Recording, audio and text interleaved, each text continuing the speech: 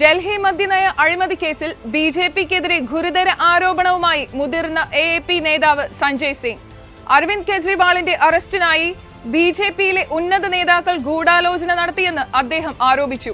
ഡൽഹി മദ്യനയ അഴിമതിയുമായി ബന്ധപ്പെട്ട് 6 മാസം ജയിലിലായിരുന്നു Sanjay Singh.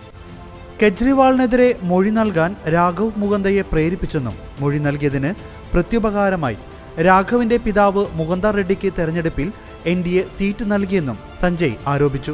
September 16-ന് Mukunda റെഡ്ഡിയെ ED ആദ്യം ചോദ്യം ചെയ്തപ്പോൾ അയാൾ സത്യം പറഞ്ഞിരുന്നു. കെജ്രിവാളിനെ കണ്ടോ എന്ന ഇഡിയുടെ ചോദ്യത്തിന് ചാരിറ്റബിൾ ട്രസ്റ്റിന്റെ ഭൂമിയുമായി ബന്ധപ്പെട്ട കാര്യം സംസാരിക്കുന്നതിനായി കെജ്രിവാളിനെ കണ്ടെന്നാണ് അദ്ദേഹം ആദ്യം മൊഴി നൽകിയത്. പിന്നീട് മുകുന്ദയുടെ മകൻ അറസ്റ്റിലായി.